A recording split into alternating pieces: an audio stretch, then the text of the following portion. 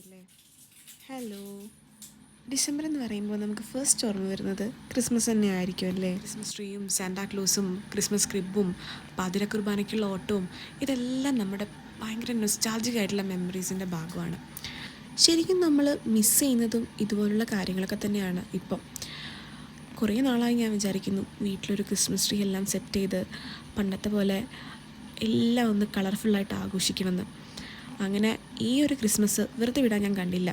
വേറെ ഒന്നും നോക്കിയില്ല, ബ്ലിങ്കിറ്റ് എടുത്തു, ഒരു അടിപൊളി ക്രിസ്മസ് ട്രീ അങ്ങ് ഓർഡർ ചെയ്തു.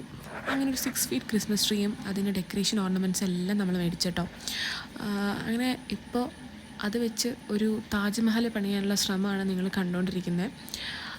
പണ്ടത്തെ പോലെ തന്നെ ഇപ്പോഴും ആഘോഷങ്ങളൊന്നും ആരുടെ മനസ്സിൽ നിന്ന് മാറിയിട്ടില്ല. അതുകൊണ്ട് തന്നെ എനിക്കിത് ചെയ്യാൻ ഭയങ്കര ഇൻട്രസ്റ്റ് ആയിരുന്നു കേട്ടോ. അങ്ങനെ ഈ ഓർണമെൻറ്റ്സും അതുപോലെ തന്നെ ഈ ക്രിസ്മസ് ട്രീയും ഇത് വിചാരിക്കുന്ന പോലെ എളുപ്പമൊന്നുമല്ല. ഈ ബ്രാഞ്ചെല്ലാം സെറ്റ് ചെയ്തെടുക്കാൻ ഒരു ഇത്തിരി പാടുപെട്ടു. എന്നാലും ഇതൊക്കെ നമ്മുടെ സന്തോഷമല്ലേ. ലൈറ്റ് അറേഞ്ച്മെൻറ്റ് വർക്ക്സ് ആയിരുന്നു പിന്നെ ഇതെല്ലാം കഴിഞ്ഞ് ബാക്കി ഉണ്ടായിരുന്നത്. ബ്ലിങ്കിറ്റിൽ നിന്ന് തന്നെയായിരുന്നു അതെല്ലാം വാങ്ങിച്ചത്. അങ്ങനെ ഞാൻ അതെല്ലാം ബാക്ക് ഡ്രോപ്പിൽ സെറ്റ് ചെയ്തു. സോ എങ്ങനെയുണ്ട് ഗൈസ് എൻ്റെ ക്രിസ്മസ് ട്രീ കാണാൻ?